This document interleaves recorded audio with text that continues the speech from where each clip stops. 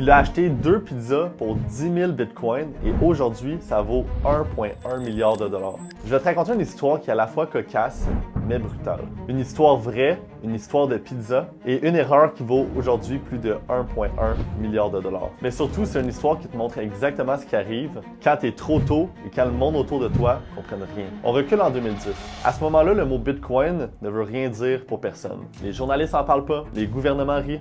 Il n'y a pas de podcast ou même de conférence qui en parle. À l'époque, un Bitcoin ne valait même pas une scène. On parle de genre 0,003.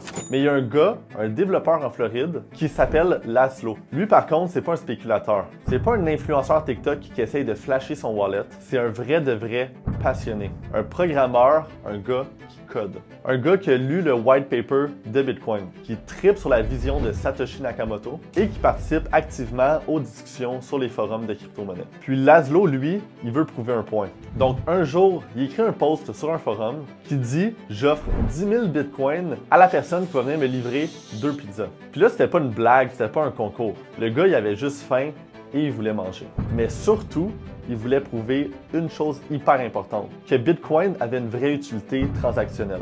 Pas juste du codage, pas juste une idée farfelue, une transaction dans la vraie vie. Puis là, il y a un jeune, je pense que c'est un ado en Angleterre, il a vu le post de Laszlo, puis il s'est dit « Good, I got you ». Qu'est-ce qu'il fait? C'est il appelle Papa John's et il commande 2 pizzas. Par après, il fait livrer ça chez Laszlo à Jacksonville, puis en échange, il vient recevoir 10 000 bitcoins. Puis c'est à ce jour la première transaction commerciale documentée pour Bitcoin. Puis à l'époque, il n'y avait personne qui capotait. Puis il n'y a personne non plus qui réalisait ce qui venait juste d'arriver. Mais aujourd'hui, ce moment-là est devenu historique. Parce qu'à chaque année, le 22 mai, on célèbre le Bitcoin Pizza Day. Pas pour rire de Laszlo, mais pour se rappeler le moment que le Bitcoin est sorti du code et qui est devenu réel.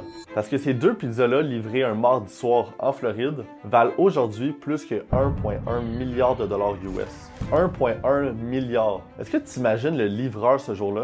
Imagine que c'était toi. Tu pitches la boîte sur son balcon, tu rentres chez toi, puis tu penses que ta soirée est finie. Puis 15 ans plus tard, tu apprends que ces 2 pizzas-là sont devenues les plus chères de l'histoire de l'humanité. Mais là, tu vas peut-être me dire, OK, c'est cool, c'est une belle anecdote, mais ça me concerne pas. Ah ouais? Moi, je pense que ça le concerne directement. Parce que ce que Laszlo a fait en 2010, c'est exactement ce que tu fais peut-être en ce moment.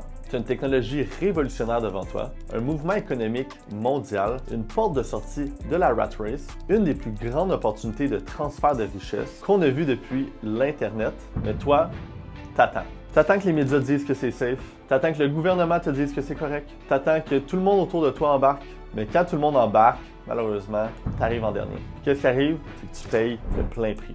C'est ça le piège. Puis Laszlo a peut-être, oui, gaspillé 10 000 bitcoins, mais il a été le premier à y croire assez fort pour poser une action concrète. Lui, il avait absolument rien pour l'aider. Pas de données historiques, pas d'analyse, pas de macro, juste une conviction énorme. Toi, par contre, aujourd'hui, tu as tout devant toi. Tu as le recul, tu as les cycles, tu as les données on-chain, tu as les signaux macroéconomiques, tu as des conférences, du contenu francophone, un peu comme la vidéo que tu es en train de regarder. Puis sans parler comme les géants comme BlackRock ou même Fidelity, puis les gouvernements, les hedge funds qui rentrent extrêmement fortement dans la game. Littéralement, tu n'as plus aucune excuse pour dire que tu le savais pas. Puis là, il y a toujours quelqu'un qui va te dire « Ouais, mais ça, c'est des histoires du passé. Aujourd'hui, il est trop tard. » Ah ouais? On va jaser de d'autres histoires alors. Le prochain exemple que je vais te donner, c'est Christopher Koch, un gars en Norvège qui, en 2009, achète pour 27 $ de Bitcoin.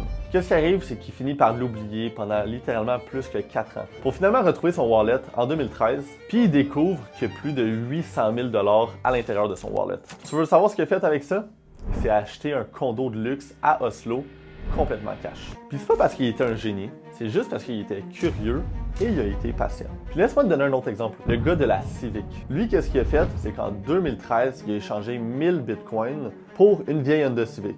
Une Civic 2010. Avec une valeur de peut-être 8 000 $ à l'époque. Aujourd'hui, ces 1000 bitcoins-là valent pas loin de 110 millions de dollars. 110 millions de dollars pour une Civic. Je sais pas si elle roule encore, mais j'espère pour lui qu'elle vole. Puis ces histoires-là, sont pas pour rire du monde. Elles sont là pour te montrer que la richesse, elle se cache souvent dans ce que le monde méprise au début. Puis aujourd'hui, je vois les mêmes signaux qu'avant chaque gros cycle. Les banques réinjectent de la liquidité, les taux d'intérêt aux États-Unis vont baisser cette année, l'adoption institutionnelle explose et les plateformes de finances traditionnelles ajoute des produits qui sont corrélés aux crypto-monnaies. Puis toi, tu attends peut-être que ça baisse un peu?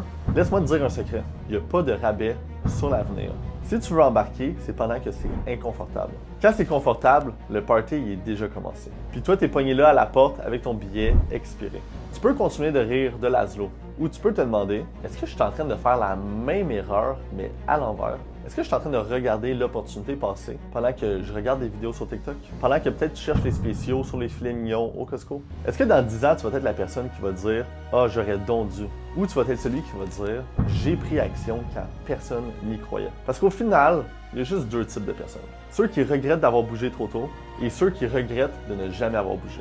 À toi de décider de quel bord tu veux être.